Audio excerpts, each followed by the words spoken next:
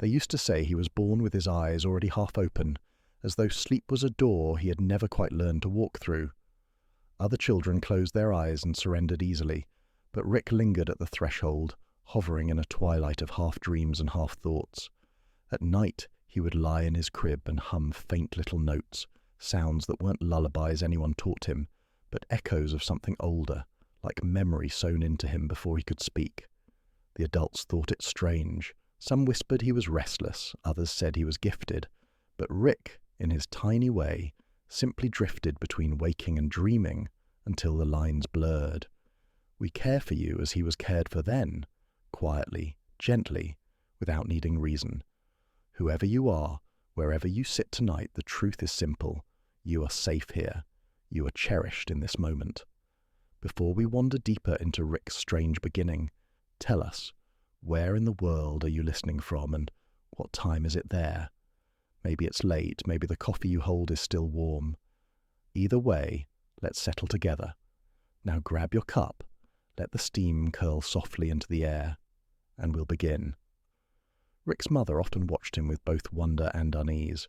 He did not cry as often as other infants, but when he did, the sound carried a hollow echo, as though his voice was stretched between worlds. At times she would find him staring fixedly at corners of the room, watching dust motes turn in the morning light. She whispered his name softly, Rick, and only then would he blink, smile faintly, and reach out with tiny fingers.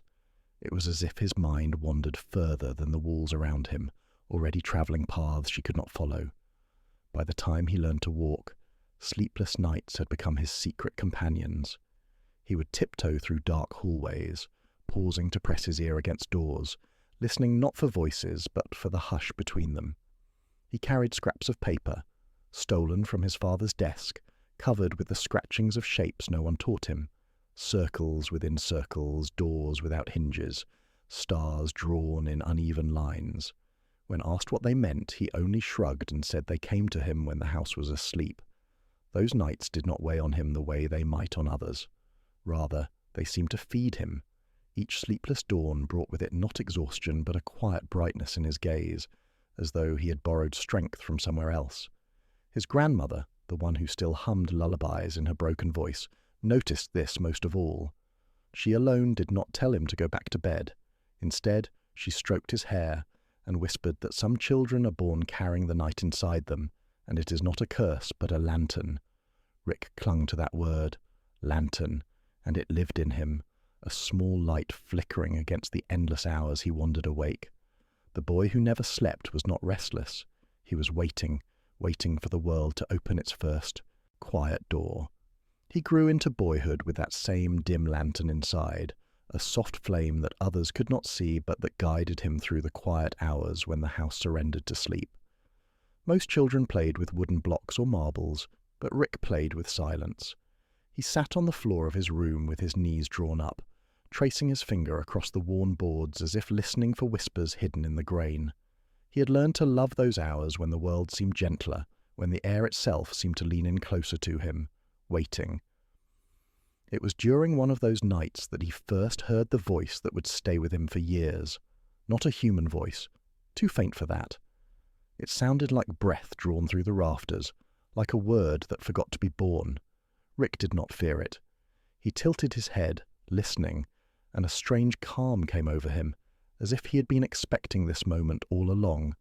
The voice carried no command, only a rhythm, a hush between syllables that reminded him of his grandmother's broken lullabies. He closed his eyes and hummed along until the silence felt full again. In the daylight he tried to tell his mother, but words never seemed enough. He only said, "They sing at night." She hushed him with a smile, assuming it was imagination, but Rick knew the sound was real because it changed him. That night, when the whisper returned, he felt a warmth in his chest, as if the world itself had bent down to speak only to him. He lay awake, the house breathing around him, and whispered back, though he didn't know what he was saying. Days became stitched with those hidden nights. His drawings grew stranger, filled with loops and marks that resembled constellations. He began humming the tune under his breath, unaware that it was shaping him, giving him patience where others his age were reckless, giving him gentleness where others pushed too hard. The children in the neighborhood teased him for being distant, for always staring skyward, but Rick barely noticed. He had found something more enduring than their laughter, a promise carried in the hush. One evening, while sitting at the window, he saw the first star appear in the dusk. He waited for the whisper to follow, and it did, slipping in through the frame as if the star itself was speaking. He pressed his palm to the glass, and the glass pressed back, cool and sure, and he understood in some unspoken way that his life would always be tethered to the quiet language of the night. He didn't yet know what it wanted from him, only that it would never leave. And in that certainty, he smiled, the faint glow of the lantern in his chest steady as ever, as though the world had finally acknowledged his endless wakefulness. The boy who never slept had found his first companion, and though no one else could hear it, Rick carried that whisper as faithfully as a secret friend. It was not loud, not insistent, but it was constant, and it would follow him into every chapter of his becoming. Rick carried that whisper with him as he grew, and though it never introduced itself, it became a kind of companion that shaped how he moved through the world.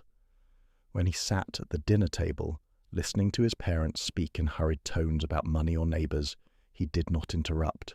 Instead, he noticed the pauses between their words, the silences that revealed more than the sentences themselves. When he walked outside, past fences and untrimmed yards, he saw children racing each other, shouting with wild laughter, but Rick's gaze drifted elsewhere. He looked toward the horizon where the earth met the sky, searching for that stillness he had felt in the night. It gave him comfort, like knowing someone unseen was walking beside him, keeping pace. He became known in the neighborhood not for noise or clever tricks, but for his strangeness. The other boys wanted him to join their games, but he was poor at chasing and uninterested in winning. They mocked him, called him slow, but Rick never took offense. Instead, he sat apart, tinkering with discarded scraps of wood, nails bent from his father's shed, bits of broken metal he had scavenged. With those fragments he built small shapes, unfinished toys, lopsided machines, that spun for a moment before collapsing. To him they were not failures, but conversations. Every broken piece whispered something, and he answered by rearranging them until the whispers softened into agreement. At night, when his room dimmed to that half-darkness he loved most, he laid these fragments across his floor and traced their shadows with his finger. He noticed how the angles of the pieces shifted with the moonlight, how they seemed alive when light touched them gently. He hummed the quiet tune, the one that had come to him long ago, and let the rhythm guide his hands. Slowly his toys became sturdier, not quite useful, not quite useless, but imbued with a certain patience. His grandmother sometimes peeked in and watched him work. She never scolded him for being awake when he should have been sleeping. Instead, she whispered again of lanterns, telling him some children are not meant to close their eyes so often, because their gift is to watch over what others miss. One evening, as he sat cross-legged on the floor, the whisper grew stronger than ever before. It rose not as sound, but as feeling, a pulse in his chest that matched the quiet ticking of the clock in the hallway. He froze, listening, and for the first time he felt the urge to answer aloud. He did not know what to say, so he spoke the first words that came to him. "I'm listening." The room held its breath. The scraps on the floor seemed to shift in their shadows, as if stirred by something unseen. He reached out, his small hand trembling, and touched a piece of bent metal. For a moment it felt warm, alive, almost willing to move on its own. Then the warmth faded, leaving him staring at the object with wide eyes. From that night onward, Rick began to believe the whisper was teaching him. It never gave clear instructions, but it shaped how he thought, how he touched the world around him. He no longer saw discarded things as broken. He saw them as waiting for someone to notice, to rearrange them, to give them meaning again. And so he carried this lesson into every corner of his days, holding quietly to the belief that nothing was truly wasted, not even sleepless hours, not even lonely nights. The boy who never slept was no longer simply waiting for doors to appear. He had begun, without realizing it, to build them. It was in those long nights of arranging scraps across the floor that Rick discovered the odd comfort of food left unfinished, as though the ordinary act of eating could stretch itself into something endless. His grandmother had once made him a simple sandwich, 2 uneven slices of bread with a smear of butter and a slice of cheese. He took a bite, and for reasons he could never explain, the taste carried with it a memory that didn't belong entirely to him. Each chew seemed to open a door into something faint and familiar, as if the sandwich was more than food. It was a vessel. He closed his eyes, and suddenly he was sitting not in his room but on a field under a different sky, watching stars that blinked with colours he had never seen. He took another bite, and the field faded, replaced by a quiet riverbank where voices hummed softly from beyond the reeds. The last bite tasted like his grandmother's lullaby, the one she never finished, hanging in the air like a note waiting for resolution. He never told anyone. They would not have believed him, and besides, it felt too delicate to share. Instead, he began saving half of every sandwich he was given, hiding them in napkins beneath his bed, letting them linger until they grew stale. Even then he would nibble at the crust, half expecting the whispers to return. They didn't, not in the same way, but the memory of that first endless taste remained. He began to understand that not all doors were made of wood and metal. Some were hidden in the smallest, plainest things. In the daytime, when he sat alone, he thought of the sandwich and the worlds it carried, and his tinkering took on new meaning. He no longer simply rearranged scraps to hear their whispers. He began to shape them with the hope of preserving moments the way food had preserved its hidden landscapes. His machines grew slightly more deliberate, their edges smoother, their movements less chaotic. A broken spring turned into the rhythm of a heartbeat. A bent nail became the axis of a tiny wheel.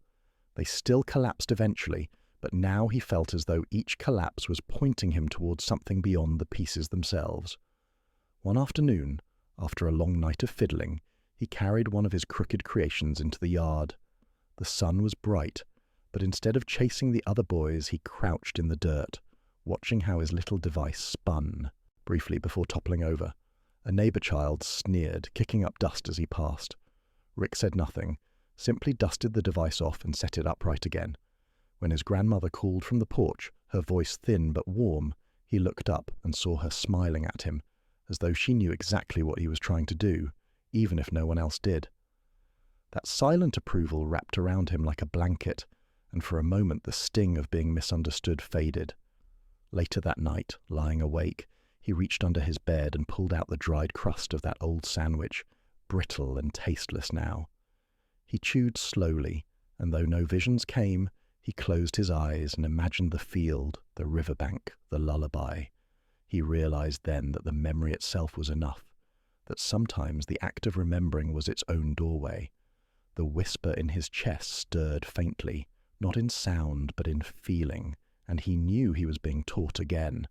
That meaning often lingers in the smallest, most overlooked things, and so the boy who never slept learned to trust not only in whispers or scraps of metal, but in the quiet power of ordinary moments. A sandwich, a lullaby, a crooked machine, each one a thread weaving him towards something larger, something waiting just beyond the horizon of his sleepless nights. The memory of that endless sandwich stayed with him long after the crust had turned to dust, and though no taste ever carried him quite so far again, he began to suspect that the world itself was full of such secret doors. The whisper within him grew softer but steadier, a constant hum that seemed to pulse beneath ordinary things. When he touched a rusted hinge, he imagined it might open not just a door but an entire sky. When he trailed his fingers across the peeling paint of the kitchen wall, he felt stories hidden beneath each layer, as though the house itself remembered lives it had sheltered. And when he pressed his hand against the cool glass of his window at night, he imagined the stars beyond were not distant at all, but listening closely. It was during one of those nights, when his body leaned heavy with wakefulness, but his mind remained sharp, that Rick first drew the outline of a door. He had stolen a piece of chalk from school, and, in the quiet of his room, bent low over the wooden floorboards. His small hand traced a rectangle, uneven and childlike, yet certain. He added a handle, clumsy in its curve, then sat back, staring at it as though waiting for the wood itself to yield. For a long moment, nothing happened. Then, as the moonlight spilled across the chalk lines, he felt the faintest stirring in his chest, the whisper again, urging patience, urging faith. He lay down beside the chalk door, pressing his cheek to the floor, and closed his eyes. Though the door did not open, his imagination carried him further than sleep ever could. He pictured himself stepping across its threshold into a space that was not a room, not a field, but something between both, an endless expanse where every unfinished toy, every scrap of metal, every crumb of sandwich found its place. It was a place made of fragments, stitched together by the simple belief that nothing was ever wasted. He lingered there until dawn, when the first warmth of sunlight brushed his face and reminded him he had not truly left. In the days that followed, he drew more doors, on fences, on discarded cardboard, even in the dirt of the yard. Each one remained stubbornly still, yet each one carried with it a flicker of hope. The neighbours mocked him again, saying he was too old for childish games, but Rick ignored them. For him, these doors were not games, they were promises. He began to carry chalk with him everywhere, tucked into his pocket like a secret talisman. Whenever he felt alone, he would kneel and draw, then sit beside his creations in quiet companionship, as though waiting for them to finally sigh open. One evening, when the sky was still bruised with twilight, his grandmother found him crouched beside a door he had sketched against the garden wall. She said nothing at first, only watched, her frail hands folded at her waist. Finally, she stepped closer and touched the chalk lines with a fingertip. "Some doors," she murmured, "open when you stop expecting them to." Her words sank deep, heavier than the teasing of the other children, heavier even than the whisper that haunted him. He looked up at her, trying to understand, but she only smiled and turned back toward the house, leaving him with his unfinished door and his questions. That night, Rick dreamed of her voice, steady and soft, guiding him not to push against the door but to sit quietly before it. And when he woke, though the chalk marks on the floor had smudged beneath his restless tossing, he felt a shift inside him. The whisper in his chest no longer pressed him forward. It slowed, like the rhythm of a calm breath. He realized then that the waiting itself was part of the journey, that the door was not meant to yield all at once, but to prepare him for the day when it finally did. So he kept drawing, kept waiting, and in the stillness of those endless nights, the boy who never slept became the boy who watched shadows move across walls, watched silence fold around him, watched his own patience take shape like a lantern burning low but steady. Somewhere, he knew, one of these doors would open, and when it did, the whisper would no longer be a secret inside him, but a voice calling him forward into the unknown. The days moved slowly, yet for Rick they never felt wasted, because every hour carried a quiet thread that tied itself to the next. His chalk doors multiplied, fading with the weather, washed away by rain or scuffed out by careless shoes, but he always returned to them. Each one was like a question left hanging in the air, unanswered but not forgotten. The whisper within him no longer felt like a distant presence. It had become a rhythm, steady and familiar, guiding his thoughts the way the ticking of a clock fills a house even when no one notices. He grew comfortable in this companionship, even if he was the only one who seemed aware of it. Then, one evening, when the world outside had hushed into dusk, he found someone waiting at the edge of his yard. A boy from the neighborhood, one of the louder ones who usually mocked his strangeness, stood watching him as he knelt in the dirt to draw another door. Rick didn't look up at first. He traced his chalk line with care, closing it into a rectangle, adding a crude handle. When the boy finally spoke, his voice was softer than Rick expected. "Why do you always do that?" Rick shrugged, not wanting to explain something that felt too fragile for words. The boy crouched down beside him anyway, staring at the door as though trying to see what Rick saw. For a long time they stayed like that. Two children sitting in the dirt while twilight thickened. No laughter, no jeers, only silence shared between them. Rick felt something stir, different from the whisper, yet carrying the same weight. It was not a voice, not a vision, but the quiet presence of someone choosing to sit beside him without needing to understand. He realized then that the lantern inside him was not only his, it could cast light on others if they were willing to stand close enough. The boy eventually left without saying more, but from that day forward Rick noticed him lingering at the edges of the yard, not mocking anymore, but watching with a puzzled respect. That small shift gave Rick a strange new kind of courage. If one person could accept the silence with him, maybe others could too. He began to hum his lullaby tune more openly, even during the day, letting it drift into the air as he worked with scraps or traced his chalk doors. His mother scolded him for wasting time. His father sighed at the sight of chalk stains on his hands. But Rick didn't argue. Their words mattered less than the steady rhythm he carried inside, the whisper that told him patience was shaping him into something unseen. One night, as he sat cross-legged on his bedroom floor with scraps scattered before him, he built a small device unlike the others. It was no more than a wheel fixed to a crooked frame, but as he spun it gently with his finger, the whisper rose in his chest so strongly that it felt like the walls themselves leaned in to listen. The wheel slowed, wobbled, then spun again as if stirred by an invisible touch. Rick's eyes widened, his breath caught, and for the first time he felt he had brushed against the threshold of something real, something more than imagination. He didn't tell anyone. The world outside wasn't ready for it, and perhaps neither was he. Instead, he tucked the device beneath his bed and lay awake beside it, staring at the ceiling where moonlight painted shifting shapes. His grandmother's words returned to him about doors that opened when you stopped, expecting them. He wondered if this was what she meant, that sometimes a door could be disguised as a wheel or as a whisper or as a boy sitting silently beside you. He closed his eyes, not to sleep, but to listen more deeply. The hum within him was steady, unbroken, and he knew it was leading him closer. The boy who never slept had taken his first step toward opening the invisible, and though the door had not yet yielded, it was no longer only a drawing on the floor. It was becoming real. The wheel beneath his bed remained hidden, yet every night he reached for it, touching it as though to confirm it was still there, still carrying that faint memory of movement that had not come from his hand alone. The more he thought of it, the more he began to understand that the whisper guiding him was not asking him to build grand machines or uncover truths all at once. It was teaching him to listen, to notice the small alignments between what he imagined and what the world was quietly ready to give. That patience became his discipline, shaping his restless nights into something that felt less like waiting and more like tending a slow, unseen fire. One evening, while he sat outside in the fading light, his grandmother joined him. She carried a lantern, its glass chipped and smudged with years of use, the faint flame inside swaying with the wind. She lowered herself onto the step beside him and placed the lantern between them. For a long while they didn't speak.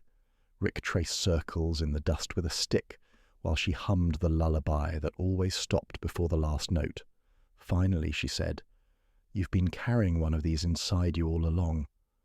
He looked at the lantern, then back at her face lined with age and kindness, and for the first time he understood what she meant. His sleeplessness, his whispers, his doors, they were all part of that flame, a light that belonged to him alone, yet one that others could see if they looked closely enough. The thought stayed with him long after she returned indoors. That night, with the wheel in his hands, he hummed the lullaby in full, daring to complete the final note she always left hanging. The whisper within him swelled, warm and steady, and the wheel spun again, not long, not fast, but undeniably moved by something more than the air. His breath trembled as he watched, not in fear but in awe, as though the world had leaned close just long enough to answer. When the wheel stopped, silence filled the room, but the lantern in his chest glowed brighter than it ever had. In the days that followed, his bond with his grandmother deepened in quiet ways. She never pressed him for explanations, never asked why he kept chalk in his pockets or scraps hidden in drawers. She only listened when he spoke, even when his words stumbled, and when he fell silent, she hummed so the silence wouldn't feel empty. Rick began to realize that this was another kind of door, one that opened not to strange landscapes or visions, but to trust.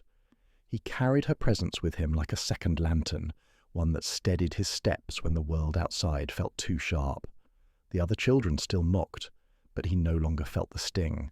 He had discovered that kindness, even when unspoken, was stronger than ridicule.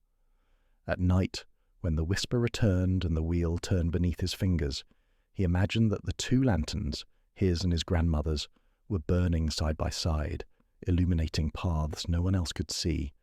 And as he lay awake, the thought formed in him slowly, carefully, like dawn spreading across the edge of night. Perhaps he was not only waiting for a door to open. Perhaps he was being shaped into the one who would open it. As the seasons shifted, the lantern within him grew steadier, no longer a flicker he feared might go out, but a presence he trusted. The chalk doors, the humming lullabies, the spinning wheel, all of them began to weave together into something larger, though he could not yet name it. Rick found himself spending more hours alone, not out of loneliness, but because solitude felt like the soil where his strange gift could take root. In the quiet, he discovered that ideas arrived most clearly, as if they were carried on the hush itself. One night, when the house had long surrendered to sleep, he rose from his bed and gathered the scraps scattered beneath it. Bent nails, bits of copper, a fragment of wire stripped from an old lamp. They seemed ordinary, but in his hands they carried weight. He spread them across the floor, arranging and rearranging until their shapes began to suggest something new.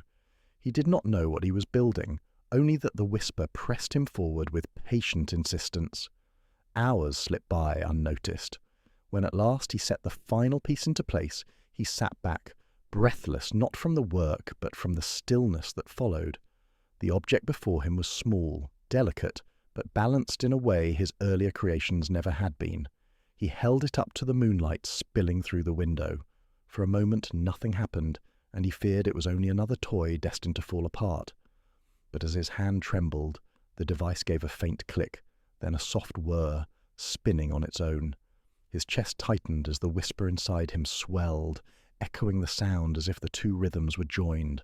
It spun longer than anything he had ever made, then slowed until it stilled, leaving behind a silence that felt full, as though the room itself was listening.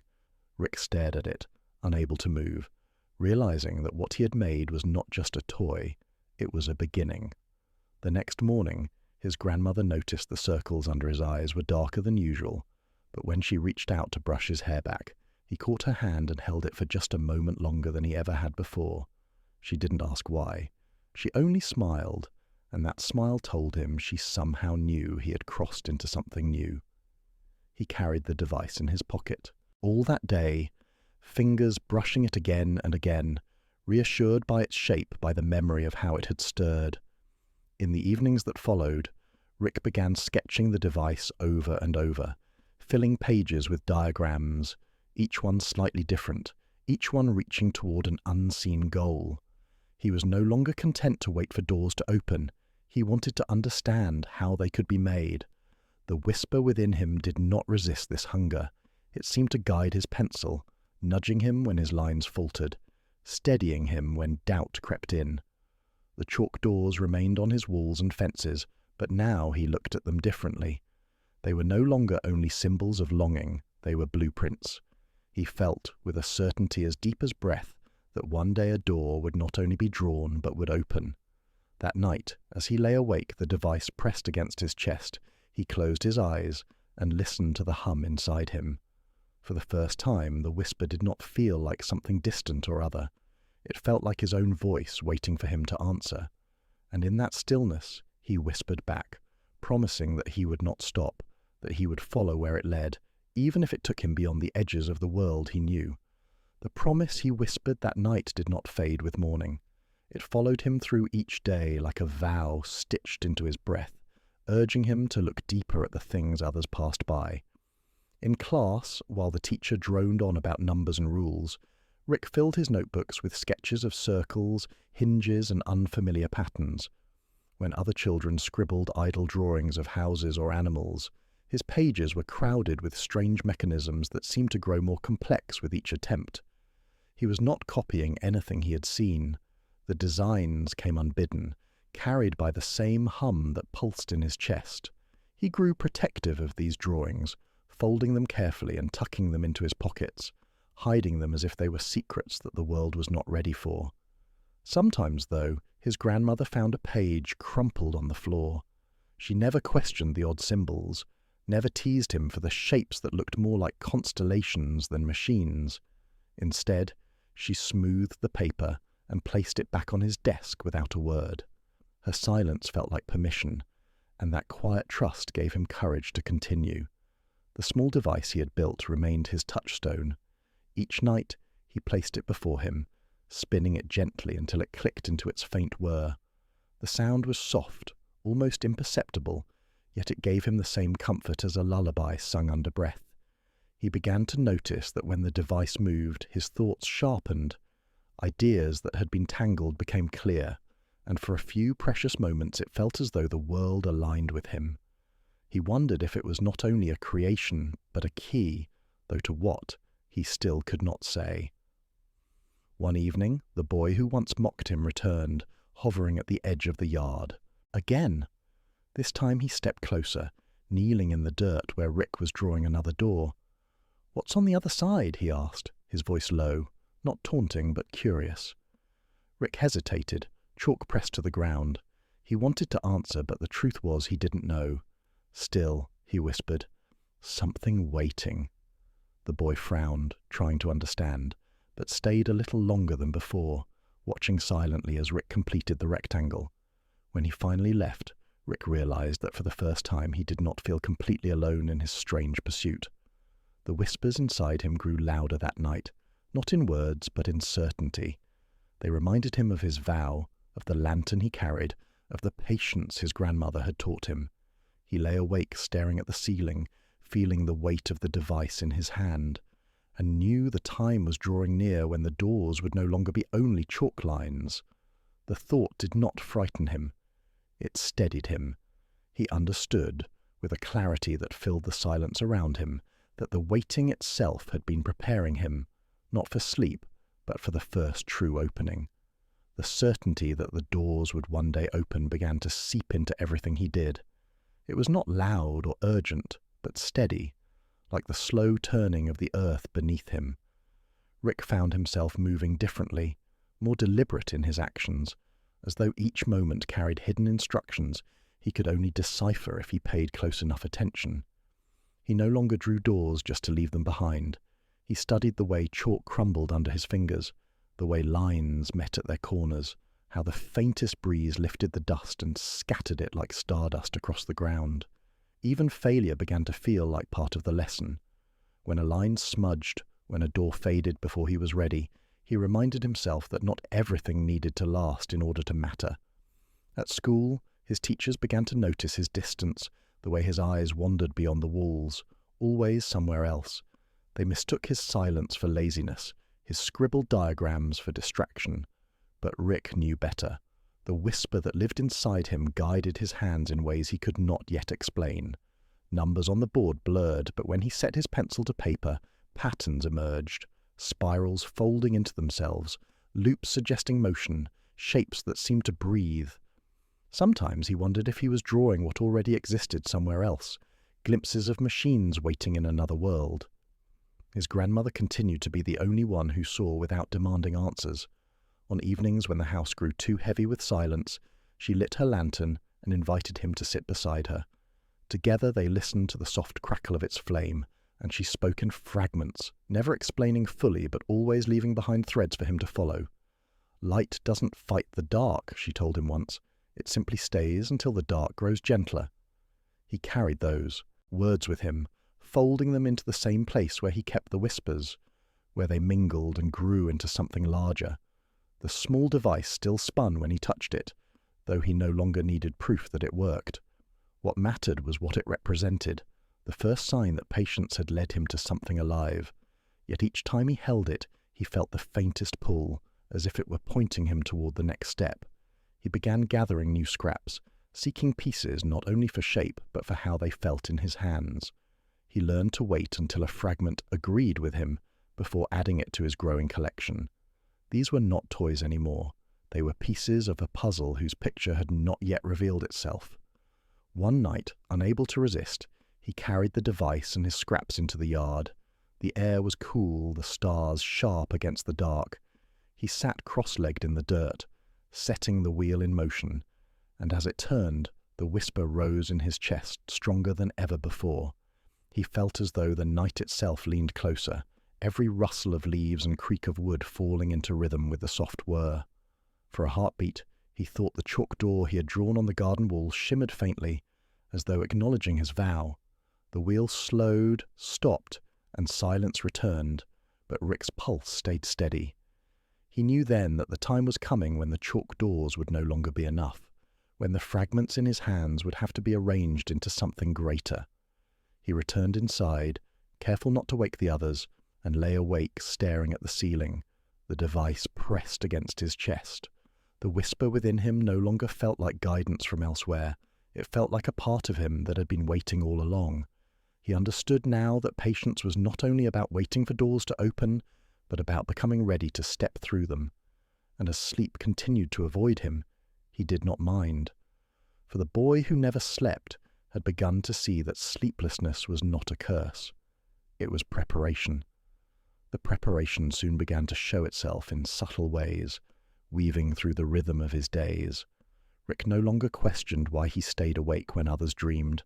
Instead, he accepted those hours as gifts. The whisper seemed to strengthen when the world was quiet, as though silence itself was the language he had been meant to learn. He would sit cross-legged on the floor with scraps spread around him, and the patterns he made felt less like inventions and more like memories returning piece by piece. Each curve of wire, each alignment of wood and metal, carried with it a familiarity that stirred him deeply, as if he were not creating something new, but remembering what had always been waiting. There were nights when he almost believed the doors were about to yield. Once, as he adjusted the device so that its crooked wheel spun more smoothly, he saw light catch the chalk lines on his floor in a way that made them glow faintly in the dark. He blinked and rubbed his eyes, and the glow faded, but the image remained carved into his mind. It was enough to convince him that he was closer than ever. The next morning, his mother noticed chalk dust smeared across his hands and shook her head in frustration, but he offered no defense. How could he explain that the dust on his palms felt more valuable than gold? The boy who had once mocked him lingered more often now, no longer sneering, but cautious, curious. One afternoon, he even asked if he could try spinning the small device. Rick hesitated, reluctant to let go of something so personal, but the whisper in his chest nudged him gently. He placed the object into the boy's hands. The wheel turned once weakly and fell still. The boy frowned, disappointed, and handed it back. Yet Rick noticed something in his eyes, a recognition, a faint spark, as though he had glimpsed the edge of what Rick lived with every day. They said nothing more, but the silence between them felt different than before. His grandmother's health began to waver as the seasons turned colder. She grew frailer, her voice softer, her lantern burning lower each evening. Rick sat beside her often, letting the flame's dim glow mingle with the hum inside him. One evening, she pressed her thin hand over his and whispered, "Don't fear the night. It's where your light belongs." He nodded, though his throat ached with words he couldn't form. That night, he carried her words like another lantern, tucked into the deepest part of himself. And so the boy who never slept found himself caught between patience and urgency, between the comfort of waiting and the pull of something greater. The chalk doors, the spinning wheel, the fragments of machines, all of them felt like preludes, pieces of a puzzle that was almost ready to reveal itself. He no longer wondered if the whisper would one day guide him beyond what he knew. He only wondered when. And as he lay awake once more, staring at the ceiling while the house breathed around him, he realized that the silence itself was changing. It was no longer empty. It was expectant, like a door that had begun to loosen on its hinges. The silence that once comforted him now began to press closer, not heavy but full, like air before rain. Rick felt it in the way shadows stretched differently across his walls at night, in the way the chalk dust clung longer to his fingers, in the way his little device sometimes spun even after his hand had stilled. It was as if the world itself was leaning in, waiting with him, urging him towards something just beyond reach. He he sensed that the patience he had practiced for so long was no longer enough. The time to step closer had come. One evening, when the house lay quiet and even his grandmother's lantern flickered low in her room, he carried his device outside. The air was cool and still, and the stars above were sharp against the black sky, each one looking less like a distant point and more like an opening. He crouched in the dirt where so many chalk doors had been drawn and placed the device carefully before him. For a moment he simply stared at it, his chest rising and falling with a rhythm that matched the hum inside him. Then, with a trembling hand, he set the wheel in motion. It spun faster than it ever had before, clicking and whirring as if answering an invitation. The sound seemed to ripple into the night, and Rick felt the earth beneath him grow alive with vibration. He turned his gaze to the wall where his latest chalk door still lingered, faint but visible in the starlight. For the briefest instant he thought he saw the lines shimmer, just as they had once in his room, only brighter now, more certain. His breath caught, and though the shimmer faded, the image stayed burning in his mind. He whispered into the darkness, not knowing to whom, "I'm ready." The wheel slowed, then stopped, leaving him in silence again. But it was not the same silence. This one carried a promise. He gathered the device back into his hands, holding it close to his chest, and sat in the dirt until the first light of dawn touched the horizon. When his grandmother found him there in the morning, she did not scold or question. She only looked into his eyes and nodded, as though she too had heard what the night had promised. In the days that followed, Rick's focus deepened. He no longer built fragments at random. His hands moved with certainty, selecting pieces as if he already knew their place in a greater design. His notebooks filled with sketches that unfolded into patterns, each page flowing into the next until they no longer looked like scattered thoughts but like blueprints. He felt the hum in his chest guiding him, stronger than ever, shaping him into someone who was not merely waiting for a door, but preparing to open it. And as he lay awake each night, staring at the ceiling with the device beside him, he began to sense that what he had believed was a whisper from beyond might not be separate from him at all. It might have always been his own voice reaching forward from the future, guiding the boy who never slept toward the man he was destined to become. The thought did not frighten him. It steadied him. For the first time he understood that the door he longed to open was not only in the world outside. It was within him, waiting patiently until he was ready to walk through. The sense that the door was within him lingered, reshaping the way Rick moved through his days. He no longer felt like a child fumbling in the dark, but like someone carrying a map written in silence, a map only he could read. The chalk, the scraps, the wheel, all had been teachers, patient and steady, preparing him for the moment when fragments would begin to align. He noticed the change most in his hands. Where once they trembled with uncertainty, now they moved with assurance, as though each motion had already been practiced 1,000 times in dreams he never dreamed. Still, there were moments of doubt, soft but sharp, that slipped into his wakefulness. He wondered if the shimmer of the chalk doors had only been his imagination, if the hum in his chest was nothing more than a trick of his mind born from sleepless nights. On one of those uncertain evenings, he returned to his grandmother's side. She was weaker now, her lantern flame barely rising above the wick. She held his hand, fragile as paper, and whispered, "Even doubt is part of the light. It teaches you how much you wish to see." He clung to her words, letting them soothe the questions he could not answer. That night he returned to his room and set the device spinning once more. As the wheel turned, he closed his eyes and hummed the lullaby she had never finished, completing the last note with a voice steadier than before. The sound filled the small room, and for an instant he felt the walls soften, as though the air itself acknowledged the melody. When he opened his eyes, the device was still turning, though he had not touched it in minutes. His breath caught, not from surprise this time, but from recognition. The door within him was stirring. Over the next days he became more deliberate. He began combining his scraps not in scattered shapes, but in ways that suggested motion and rhythm, guided by patterns that emerged on their own as he worked. He traced these forms in his notebooks, filling page after page until the diagrams seemed less like inventions and more like prophecies. Each drawing carried a pulse, a rhythm he could feel through the pencil. At times he lifted his head, convinced someone else was in the room with him, but each time it was only the quiet, holding him steady. One evening, as twilight deepened, the boy from the neighborhood returned once more. This time he didn't linger at the edge, but stepped directly into the yard and sat beside Rick without a word. Rick did not explain the chalk door he was drawing, nor the scraps scattered beside him. The boy simply watched, silent and intent, until the last line was drawn.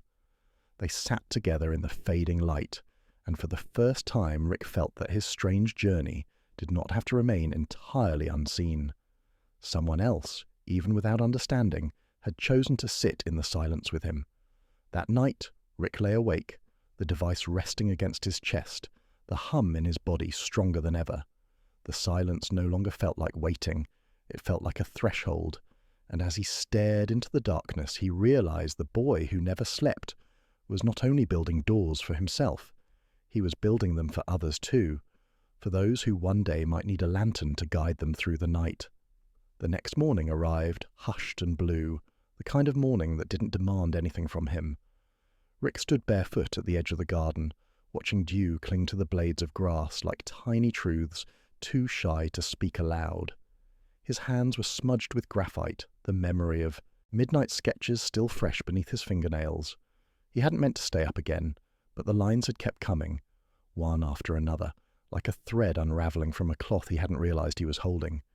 Each stroke on the page felt less like design and more like discovery, like he was uncovering something buried deep in the world rather than inventing it himself. When he returned inside, his grandmother was still asleep, her breath shallow but steady. He lingered by her door longer than usual, listening. The lantern beside her bed still glowed, though faintly, as if holding on for her. He wished he could offer something in return, more than silence, more than the half-understood wisdom she'd entrusted him with, but she had never asked him to prove anything, only to keep listening. So he did. The boy from the neighborhood came again that day, this time bringing nothing, not even questions. He stood beside Rick in the yard and waited, eyes scanning the dirt, the fence, the chalk. Rick offered him a piece without speaking, and the boy knelt down and began to draw. Not a door, but a window. It was crude, uneven, but something about the gesture stilled the air around them. For the first time, Rick felt the whisper shift, less like a voice inside him, more like a presence shared. It didn't surprise him. He had always suspected that the quiet was never his alone. That night, he built something different. It wasn't a machine, not really. It had no clear purpose, no wheels to spin or wires to hum. It was made from pieces that had refused to fit anywhere else. An uneven triangle of wood, a rusted spring, a broken compass needle, a glass bead that caught the light just right. He arranged them on a small wooden board and stared at them until something clicked, not in the machine, but in his chest. The hum inside him deepened, steadied. It wasn't a door, but it felt like a key. The next morning, his grandmother's lantern had gone out. She lay peaceful, her face turned toward the window, as if watching the light rise. There were no words left to be said, and somehow Rick didn't need them. He sat beside her and rested the strange creation he had made on the table next to her, placing it where the lantern had always been. He did not cry.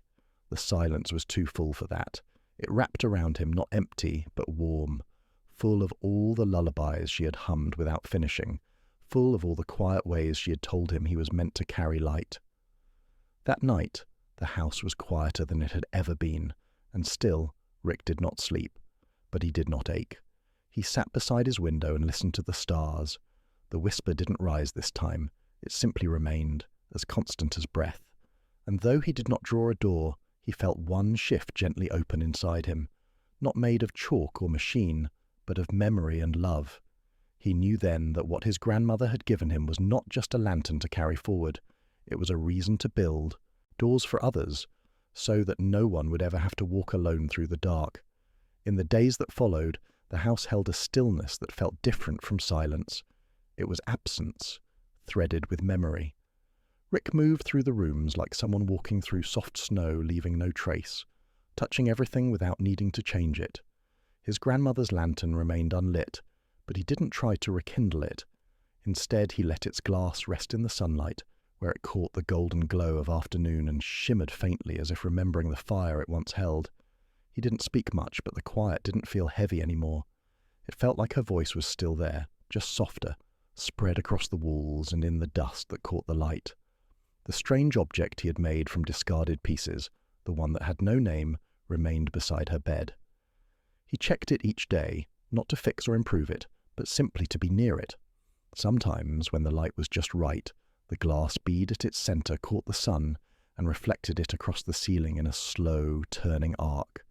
He watched that light as if it were a message, some faint nod that what he had built mattered, even if he didn't yet understand how. He didn't need to understand. He only needed to keep building. The boy from the neighborhood came less often after that. Rick didn't blame him. Some things change when grief enters a house, even when it arrives quietly.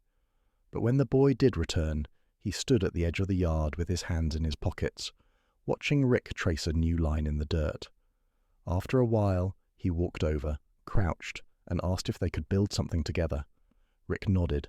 They didn't talk much that afternoon, but the machine they built, a lopsided spinning top made from a jar lid and bent wire, spun longer than either of them expected. When it finally wobbled and fell, they both laughed. It was the first time Rick had laughed in weeks, and it surprised him how natural it felt. That night, he sat on his bedroom floor with the device in his hands, the old one with the clicking wheel that had started it all. It was worn now, scratched and dull from so much holding, but when he spun it, it still answered him. The hum inside him returned, deeper now, as though the voice he had carried for so long had grown too. He didn't try to interpret it.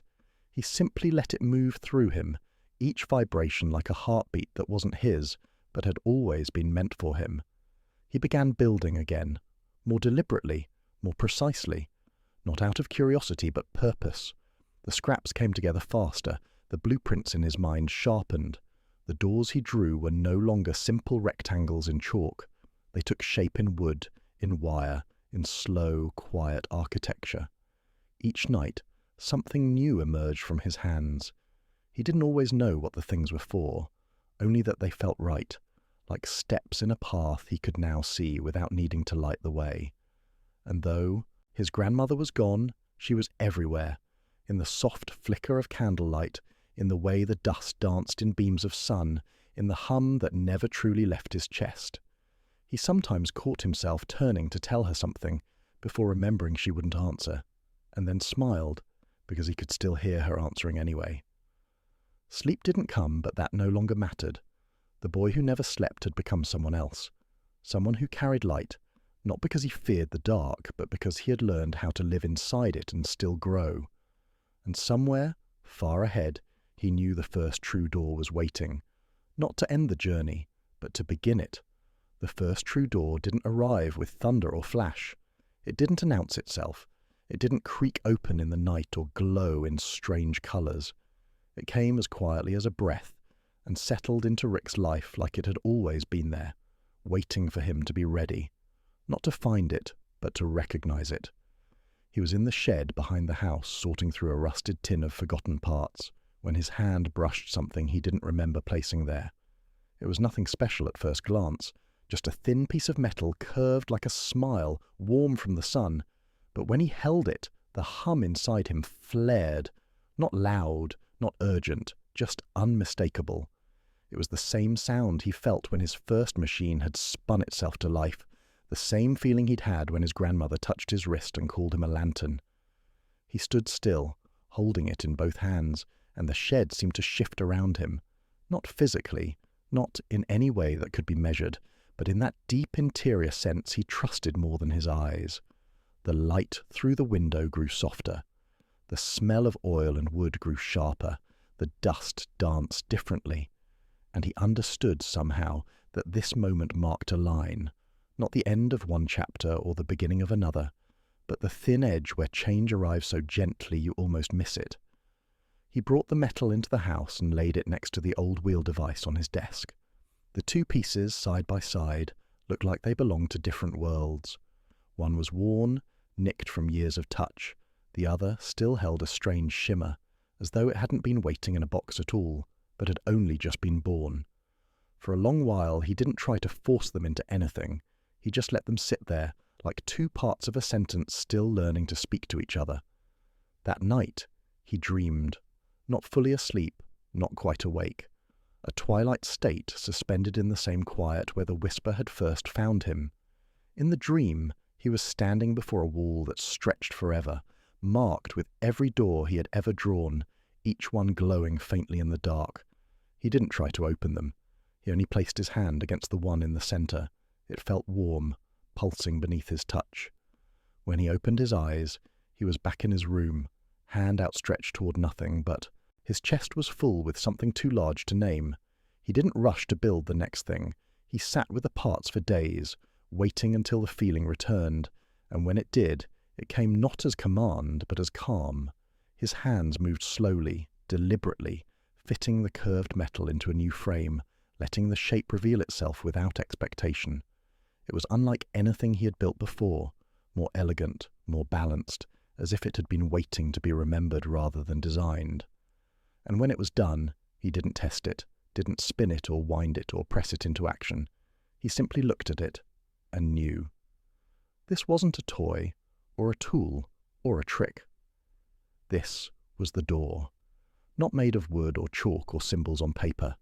This was the shape of his patience, his grief, his curiosity, his sleeplessness, his light. It was everything he had carried and everything he had let go. He placed it on the windowsill as the sky turned to night. The stars blinked above, steady and unhurried. The whisper inside him softened into silence, but not absence. It had done its work. It had brought him here.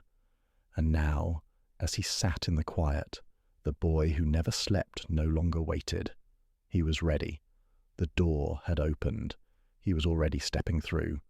He didn't tell anyone the door had opened. There was no need. It wasn't the kind of door that swung wide with noise and ceremony.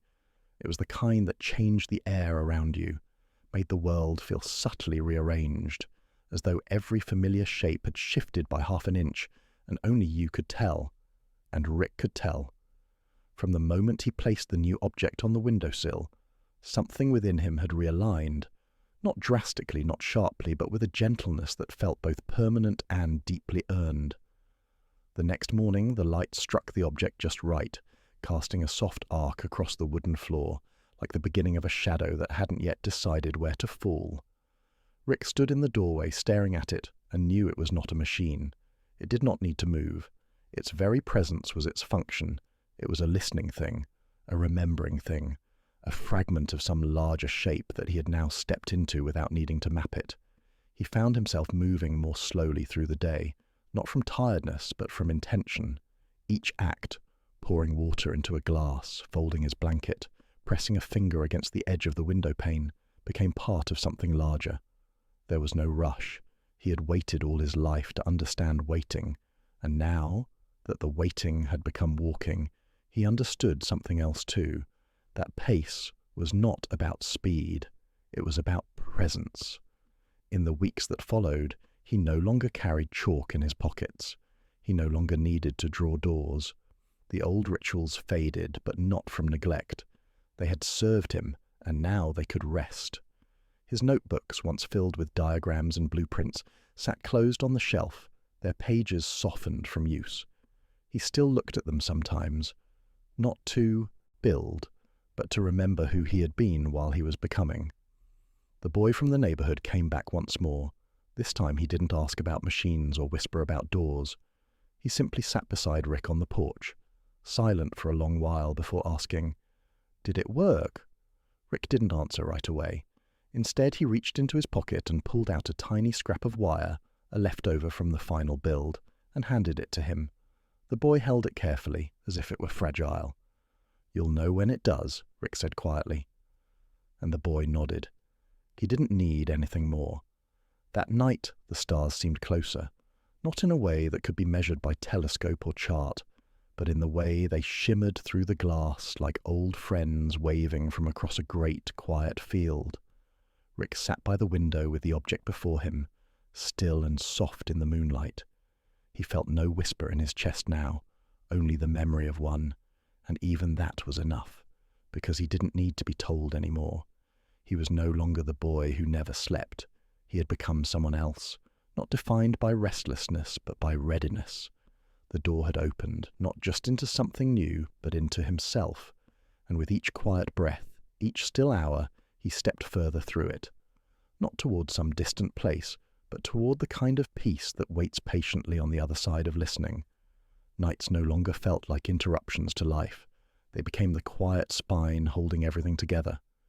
Rick sat often by the same window, watching how the stars shifted their places, not in leaps, but in slow, patient turns.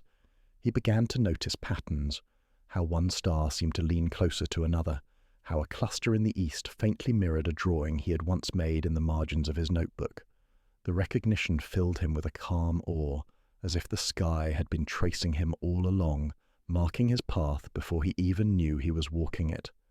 The object on the windowsill remained still, but he felt it working in ways he couldn't measure. It wasn't about spinning or clicking anymore. It was about presence. He realized that when it sat in the light, whether from the sun or the lantern or the moon, the room itself softened. Shadows didn't seem so sharp. The silence didn't press so tightly. Even his father, who never cared much for Rick's late-night habits, seemed quieter when he passed the doorway, his sighs carrying less weight. The object didn't change people, not exactly, but it made the space kinder, and Rick understood that this was enough. One evening, when twilight stretched long and the sky carried the faint smell of rain, the boy from the neighborhood returned again. He didn't come empty-handed this time. In his palms he carried a small broken toy, something that had lost its wheels and no longer moved. He placed it between them in the dirt and said softly, "Can you fix it?" Rick picked it up, turned it in his fingers and felt the hum stir faintly in his chest. He smiled, not because he knew exactly what to do, but because he knew the question itself mattered more than the answer. Together they bent the wire, adjusted the weight, and set the toy spinning in the dust. It didn't roll perfectly, but it rolled. And the boy laughed, the kind of laugh that made the quiet brighter. Later that night, when Rick returned to his room, he placed the toy beside the object on the sill. Two shapes, one simple and broken, the other quiet and whole, sat side by side as if they had always belonged together. He understood then that doors did not always open into distant mysteries. Sometimes they opened into people, into moments of trust, into laughter shared without explanation, into the simple act of being present with someone else. The whisper inside him had grown quiet now, but he no longer feared its absence. He carried its lessons like a second heartbeat, steady and unseen. As he sat in the moonlight, listening to the faint patter of rain against the roof, he felt another truth settle into him. The lantern he bore was no longer just for him. It was for anyone willing to step close enough to share its light. And with that thought, he closed his eyes, not to sleep, but to rest, knowing the night would hold him gently until he was ready to move again. The rain lingered into morning, leaving the air washed and heavy with the scent of earth. Rick stepped outside barefoot, the ground cool beneath him, and felt a quiet renewal in the way the droplets clung to leaves and fences. It was as though the world had paused to cleanse itself, making space for something new. He stood there for a long time, breathing it in, the silence within him matching the stillness around him. The toy and the object remained on his windowsill, side by side, catching the pale light. He had not moved them because they no longer felt like things he owned. They had become part of the rhythm of his days, steady companions that reminded him of how far he had come without ever announcing it. He noticed changes not only in himself but in those around him. His father, though still distant, seemed to soften in small, almost invisible ways. He no longer scolded Rick for the smudges of chalk or the clutter of parts, and once, when he passed by the open door, he paused just long enough to glance at the window where the object sat. There was no comment, but something in his gaze lingered. A question, perhaps, or a recognition that he could not put into words. Rick didn't need him to. Some understandings live better in silence. The boy from the neighborhood returned more often now. They didn't always build. Sometimes they just sat together in the yard, tracing lines in the dirt, not doors this time, but shapes that drifted into nothing. There was comfort in the act even when it held no purpose, and sometimes when the boy laughed at his own crooked drawings, Rick laughed too, and the night seemed less like something to endure and more like something to share. He realized that the whisper had been right to prepare him for patience, not only for the doors, but for the people who would eventually find their way to him. One evening, under a sky that still smelled faintly of rain, Rick carried the object in his hands instead of leaving it on the sill. He held it as he walked into the yard, the boy at his side, and placed it gently on the ground where the first chalk doors had once been drawn. The air shifted again, subtle but unmistakable, the way it always did when the hum within him stirred. The boy looked at him, puzzled, sensing something he couldn't quite name. Rick said nothing. He only placed his palm flat on the earth beside the object, and for a heartbeat he felt the ground respond, not moving, not breaking, but listening. That night he lay awake as always, but his sleeplessness carried no weight. It felt like an opening, like a vast stretch of horizon unfolding quietly within him. The lantern he bore was steady, not flickering, and for the first time he understood that it would never go out, not because he had built it perfectly, but because it was not his alone. It was shared, reflected in the boy's laughter, in his father's pause at the window, in the way the rain renewed the air. The boy who never slept was no longer only waiting for doors to open. He was learning that he had already stepped through, and the world around him, silent, patient, full of small companions, was beginning to walk with him. The nights that followed carried with them a different kind of weight, not heavy, not suffocating, but full, as though each moment had begun to stretch itself into something larger than it seemed. Rick no longer marked time by the hours he did not sleep. Instead, he measured it by the quiet discoveries that filled those hours. The hum within him was softer now, but steadier. No longer a whisper of something unknown, but a pulse that seemed to belong as much to the world as it did to him. He spent more time outside, sitting in the yard long after the lamps in the neighborhood houses went dark. The boy often joined him, sometimes with scraps, sometimes with nothing but silence. They sat shoulder to shoulder, drawing lines in the dirt, or tracing constellations in the air with their fingers. It wasn't about doors anymore. It was about being present in a space that no longer felt empty. Rick noticed that when the boy laughed, or when his father paused at the window, or when the rain left its quiet sheen across the garden, the lantern inside him glowed brighter. It was becoming clearer to him, now that light was not meant to be held alone. One evening, when the stars seemed unusually sharp and the air carried the hush of something waiting, Rick brought the object from his windowsill into the yard again. He placed it in the center of the dirt where so many chalk doors had been drawn and left it there, untouched. The boy leaned forward, curious, but Rick only shook his head gently. "It doesn't need us to make it work," he whispered. They watched in silence as the moonlight struck the glass bead at its center. It shimmered faintly, not with motion, but with presence, as though acknowledging what had been placed before it. The boy didn't ask questions this time. He simply accepted it. That night, when Rick returned to his room, he realized he no longer needed to clutch the object close to feel its power. The hum lived within him now, steady whether or not the device spun or the bead caught the light. He understood that what he had been building all along was not a single machine, not a single door, but a way of seeing, a way of carrying light through silence, of recognizing how even the smallest fragments of the world could fit together to form something whole. He found himself revisiting his notebooks, turning page after page of sketches drawn in restless nights. Where before he had seen confusion, he now saw continuity. Each line, each unfinished diagram was part of a thread that led him here, to this understanding. He smiled at the clumsy loops and the broken shapes, grateful for them, because they proved the waiting had never been wasted. Even mistakes had been lanterns. As dawn approached, he leaned against the window and watched the world shift from shadow to light. For the first time, he did not feel caught between night and day, between waiting and becoming.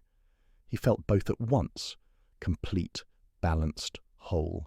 And in that balance he realized something deeper. The door he had stepped through was not an ending, nor even a beginning. It was a continuation, one that would carry him further still. The boy who never slept no longer longed for the moment the door would open. He was already living on the other side, and every breath he took was part of the journey that stretched endlessly forward, steady as the stars that waited above. The mornings that followed felt quieter, not because the world had hushed, but because Rick's way of listening had deepened. Even the ordinary sounds, the creak of the house settling, the faint rumble of distant wagons, the shuffle of his father's boots, carried with them a rhythm he hadn't noticed before. They seemed less like interruptions and more like parts of a greater pattern, threads weaving through the silence he had always carried. The boy who never slept had begun to see not just his own light, but how everything around him leaned gently toward it. He continued to sit by the window at night, the object resting in its place, no longer touched but never ignored. It had become less of a creation and more of a reminder, a quiet proof that patience was never wasted. The boy often visited in those nights, and together they found themselves speaking less and less. Words seemed too small for the spaces they shared. They would point at the stars, trace lines with their fingers, and let the silence between them hum with the same weight that once lived only inside Rick's chest. It was as if the lantern had grown wide enough for two. His father began to linger longer at the doorway, sometimes watching without a word, sometimes stepping in only to rest a hand on the frame as if testing its strength.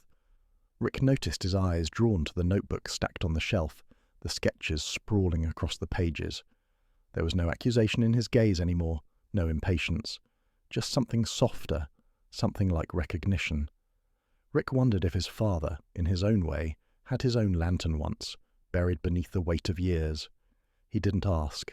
He only let the silence stretch, trusting it to hold what neither of them could say. One evening, as twilight spread across the sky, Rick returned to the garden with chalk in his hand. He hadn't drawn a door in weeks, but now, with a calm certainty, he bent to the earth and traced one more. The boy stood beside him, watching closely. When the final line closed the rectangle, Rick pressed his palm flat against it. He didn't expect shimmer or glow. What he felt instead was stillness, deep, unshakable, like a threshold that no longer needed to be tested. He turned to the boy and smiled. "It's already open," he whispered. The boy nodded, though he didn't fully understand. But he didn't need to. Presence was enough. That night, as Rick lay awake, the hum inside him seemed to spread outward until it filled the room, until it seemed to rest in the beams of the house, in the shifting air itself. He realized he no longer carried the lantern alone.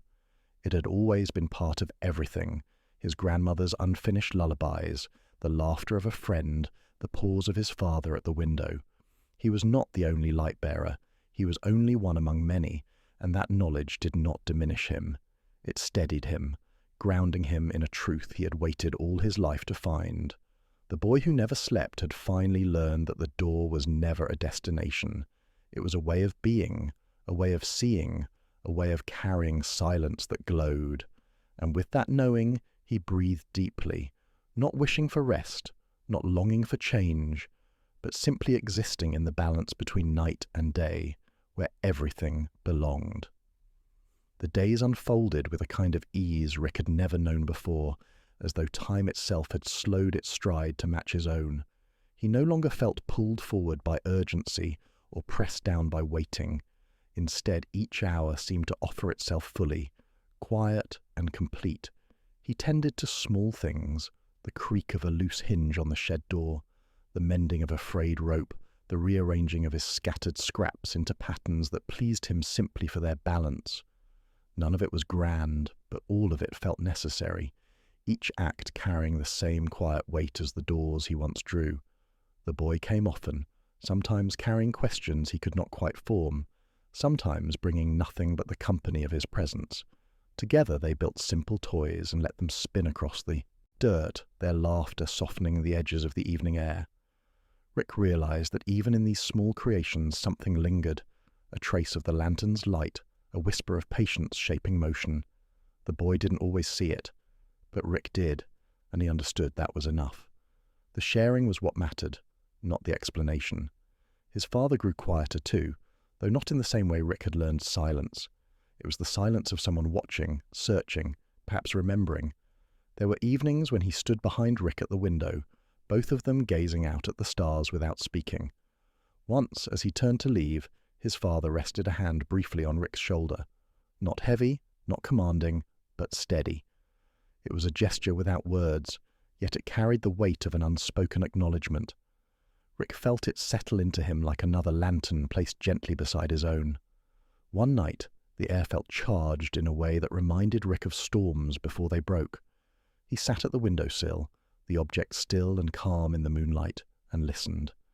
The hum within him had long since softened into something steady, but tonight it seemed to stretch outward, threading itself into the world beyond the walls of the house.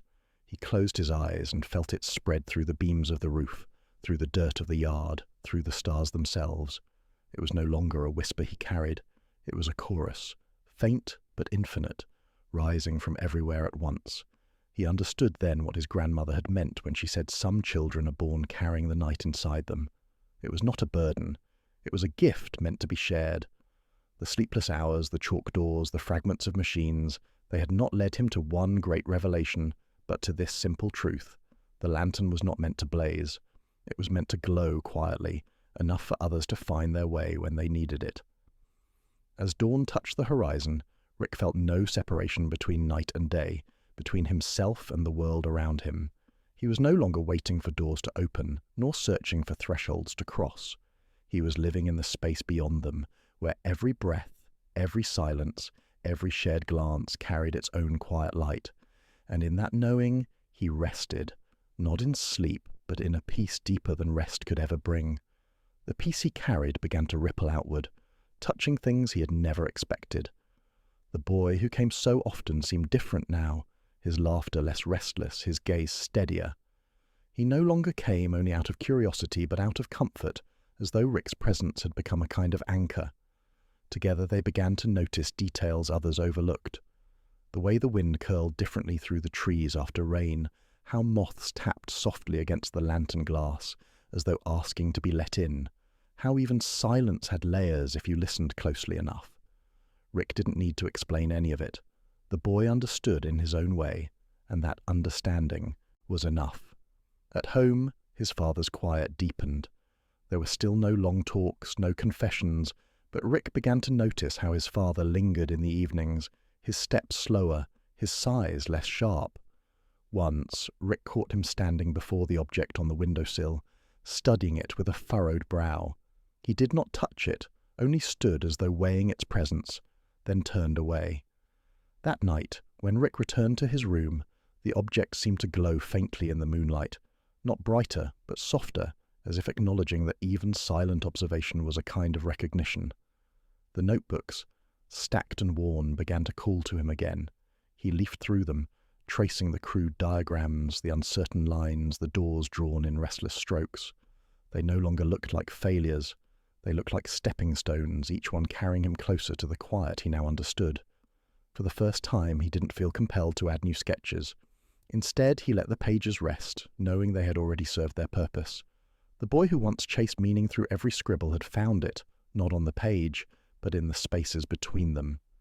One evening, when the stars shone sharp against the black sky, Rick took the object into the yard once more. He placed it in the dirt where his first chalk doors had been drawn, then sat with his palms pressed to the ground. The boy joined him, imitating the gesture. For a long time they sat without speaking, listening to the earth breathe beneath them. Rick felt the hum within him respond, not rising but deepening, as though it was no longer confined to his chest but woven into the soil, the air, the sky. It was no longer his alone. When they finally stood, the object remained in the dirt, catching starlight. Rick didn't take it back inside. It had become part of the world now, no longer needing his guardianship. As he walked to the porch, he felt lighter, as though something he had carried for years had finally found its place beyond him. That night, lying awake, he realized the lantern within him had changed. It was no longer a flame he tended alone, but part of a greater fire spread quietly across everything he touched. The boy who never slept had crossed another threshold, not marked by chalk or machines, but by release. And in that release, he discovered a truth deeper than any he had known, that the light within him had never been meant to stay enclosed. It was always meant to be given away, quietly, until the world itself began to glow. Rick woke the next morning with the strange sense that something in the house had shifted. The air felt lighter, not because the silence had lifted, but because it no longer pressed on him the way it once had. He moved through the rooms slowly, noticing small things he had overlooked before, the way sunlight pooled unevenly on the kitchen table, the faint hum of pipes in the walls, the dust drifting in steady spirals through shafts of light. Everything seemed to be speaking in the same quiet language he had carried inside himself for so long. Now, instead of feeling alone in it, he felt answered. When he stepped outside, he found the object still where he had left it in the dirt. The rain had not dulled its glass bead, nor had the night unsettled its frame. It seemed perfectly at home there, belonging not to him anymore but to the earth itself. The boy was already waiting, crouched beside it, tracing circles in the soil with one finger. He looked up as Rick approached and smiled without words.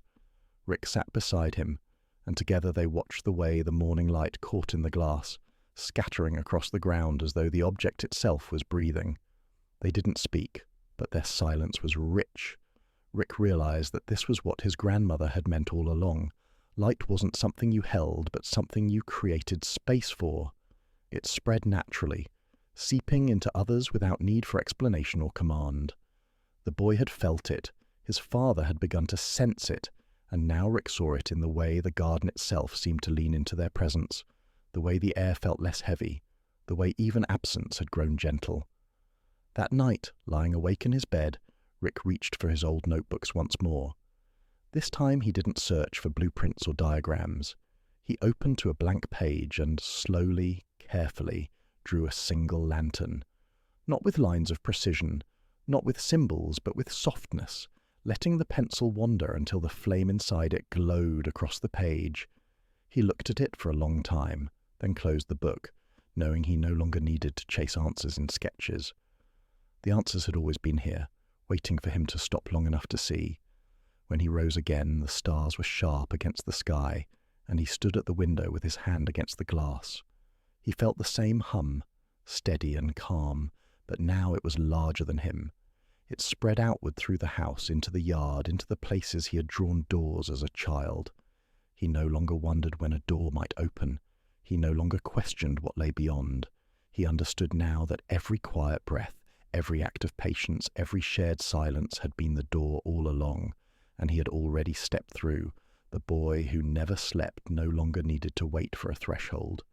He was already living on the other side, where silence turned to light, and light turned to presence, and presence became the only language the night ever needed to speak. The nights grew softer, not because they had changed, but because Rick had.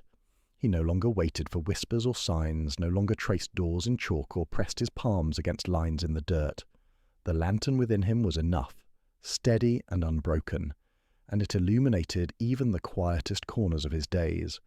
He walked through the house differently now, not restless, not searching, but attentive. Each sound, each shadow, each pause carried meaning, and he welcomed them like old companions. The boy who never slept had finally learned how to rest within his wakefulness. The boy from the neighborhood seemed to sense this shift too. He no longer came with scraps or broken toys. Sometimes he came only to sit with Rick in silence, their shoulders nearly touching, both of them staring into the distance as though they were watching the same unseen thing.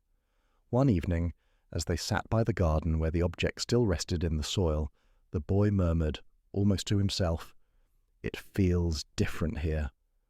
Rick didn't answer with words. He only turned his palm upward, and the boy placed his hand in it. The gesture needed nothing else. The silence between them spoke louder than language. His father's presence changed too. Though words still eluded him, he lingered more often in the doorway, sometimes with his hand resting against the frame, sometimes with his eyes fixed on the horizon beyond the window. Once, late at night, Rick heard him humming softly, a broken tune, uncertain and unfinished, yet it reminded him of his grandmother's lullabies.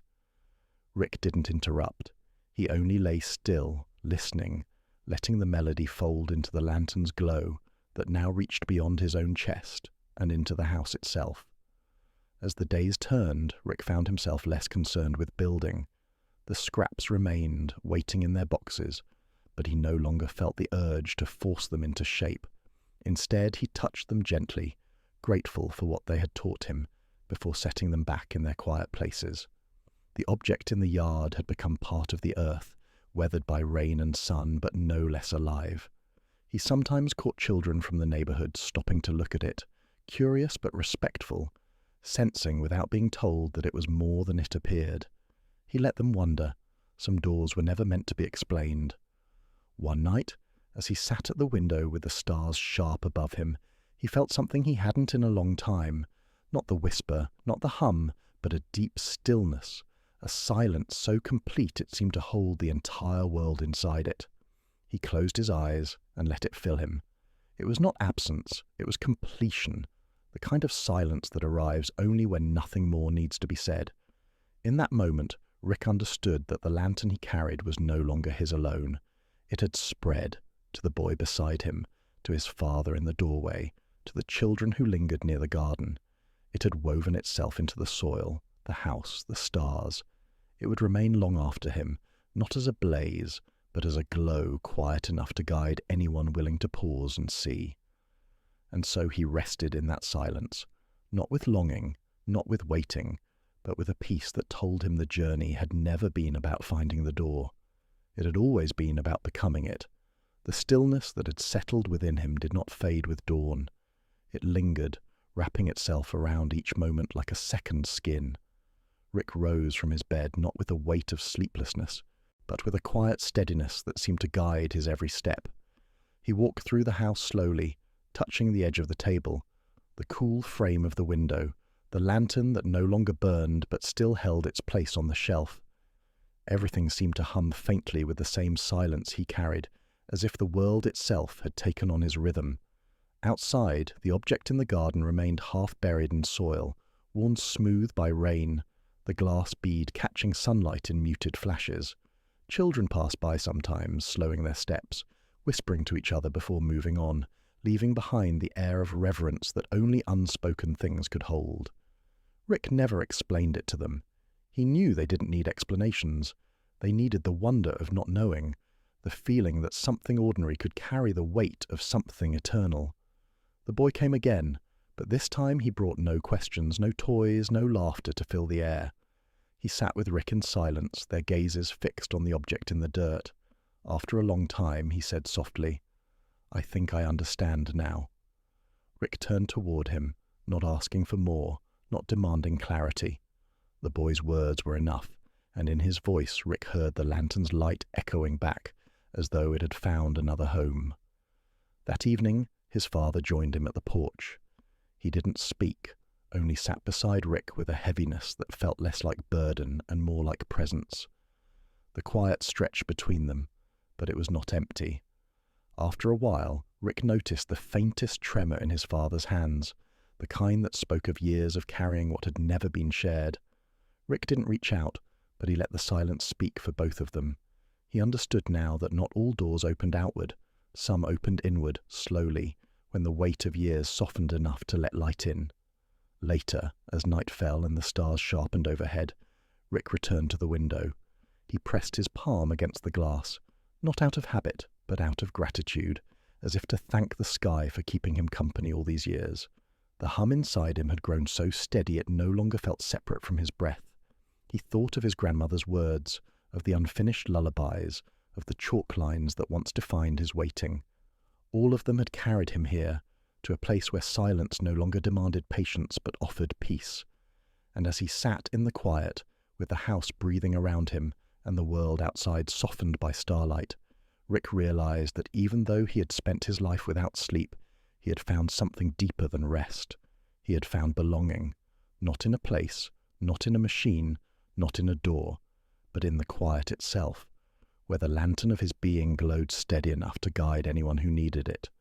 The belonging he felt began to weave itself into everything around him, until even the most ordinary moments seemed to carry a quiet significance. Rick noticed how the creak of the porch boards beneath his father's boots sounded less like wear and more like memory.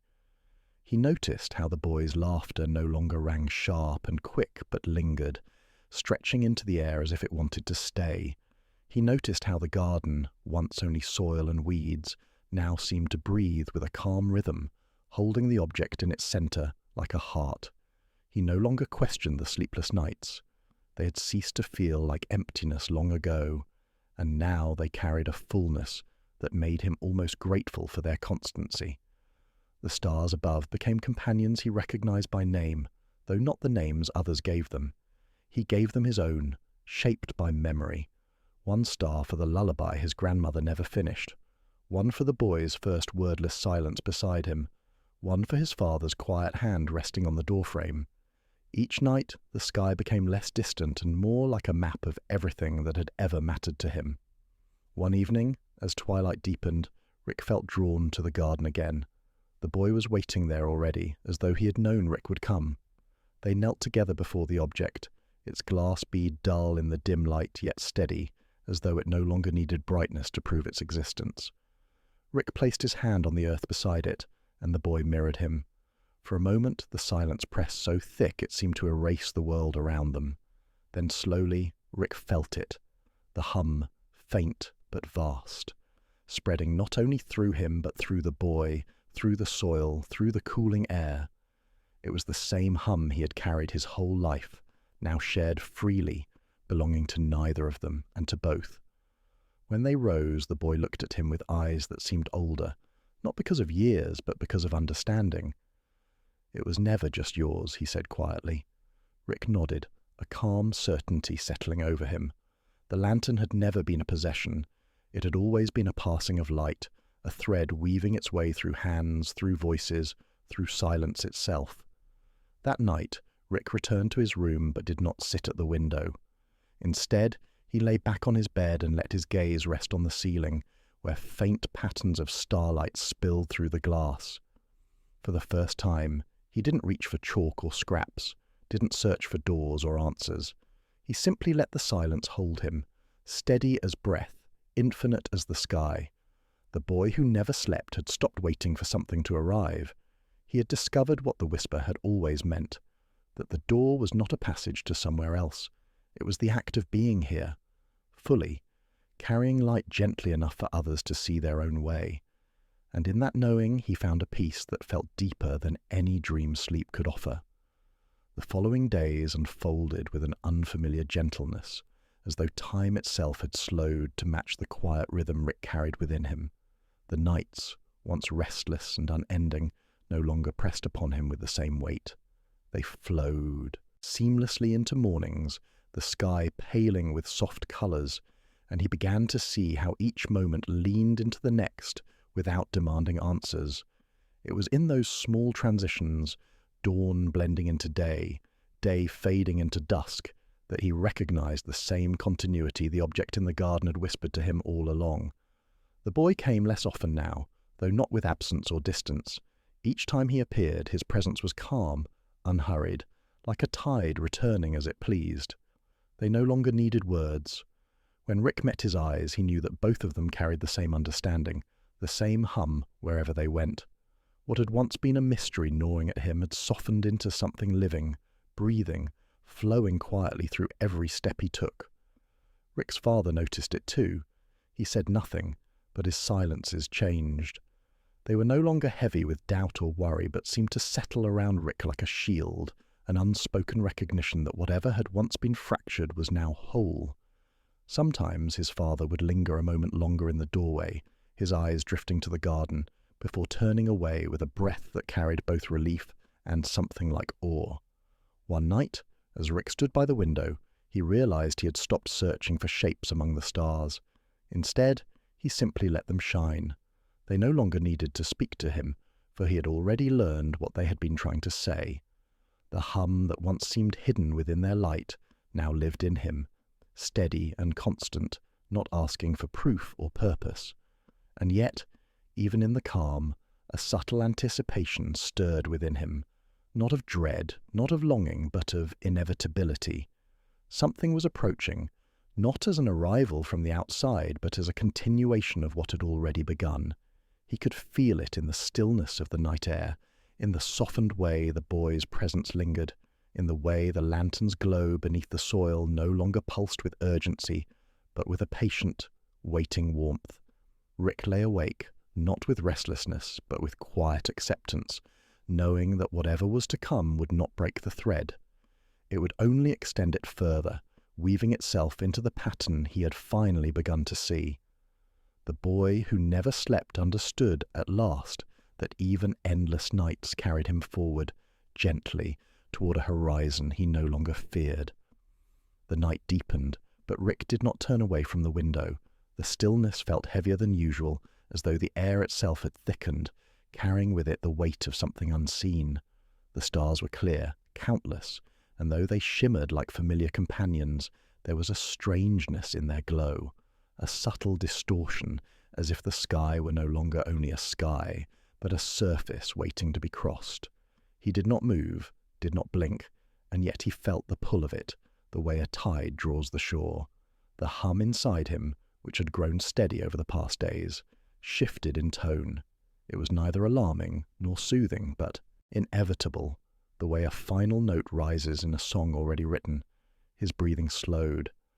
Somewhere in the distance he thought he heard a door creak open, though no one came. The sound might have belonged to the house itself, adjusting to the weight of the moment. His father's quiet footsteps echoed once and then faded, as if the house were respecting what could not be interrupted. Rick sensed the boy before he saw him.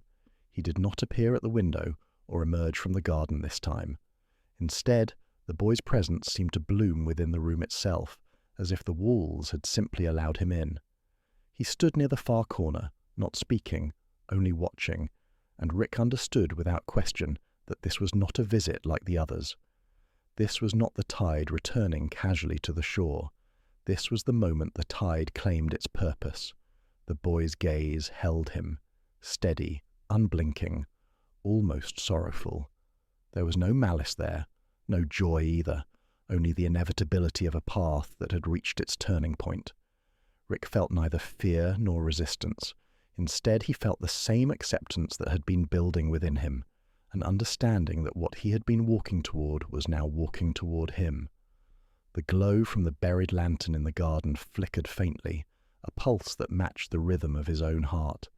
He thought of how it had waited all this time beneath the soil, patient and unhurried, its light dim but never gone. He knew then that the object was no longer waiting for him to uncover it. Instead, it was ready for him to follow. The silence between them stretched until it was no longer silence but a thread binding them together, and Rick realized with startling clarity that the boy was not here to stay. He was here to lead. The night outside deepened further, the stars blurring at the edges, and Rick felt the first pull, not of sleep, not of dream, but of passage. Something was opening, and this time there would be no turning back. Rick stepped forward, though the distance between him and the boy seemed immeasurable, as if the room itself had stretched into a corridor of shadow. The boy did not move, yet with every step Rick took, the space between them folded in on itself, shrinking until the boy's outline grew sharper, his presence heavier, almost luminous. The hum inside Rick rose until it merged with the rhythm of his pulse, no longer something foreign but part of him, as if his own body had always known it was waiting for this alignment. The boy raised his hand, not in command, not in invitation, but in a gesture that felt older than either of them. The air quivered, and with it the faint light from the buried lantern outside flared once, glowing through the soil like a heartbeat pressing against the earth. Rick's breath caught. He understood then that the lantern's purpose was not to be unearthed. It was a beacon, a marker, the first signal in a chain that had been set long before his steps reached it. The stars outside pulsed faintly, as though echoing the glow, and the walls of the room softened, no longer solid boundaries but a fabric being drawn back. The boy's eyes held him, steady, patient, almost sorrowful, and Rick realized he was not being asked to decide. The decision had been made the moment he first followed the boy into the fields, the moment he allowed his curiosity to outweigh his fear. This was not an end, but a passage, inevitable and irreversible. A chill moved across his skin, though the air was still. The room tilted in silence, shifting in a way that made directions meaningless, up, down, near, far, all dissolved. Yet within the disorientation, Rick felt an anchoring clarity. He was not being pulled into the unknown. He was being guided into the continuation of something that had always been unfolding around him, only hidden until now. The boy lowered his hand slowly, and in that small gesture the world seemed to lean forward, waiting. The hum in Rick's chest deepened into stillness, a calm so absolute it felt like the pause before a door swung open. He could sense it now, the threshold, invisible yet undeniable, pressing against the edges of his awareness. And then, without sound or warning, the threshold gave way. The air itself folded, the stars seemed to draw inward, and Rick stepped through, carried not by will but by inevitability, following the boy into the place where the story no longer waited but began to reveal itself in full.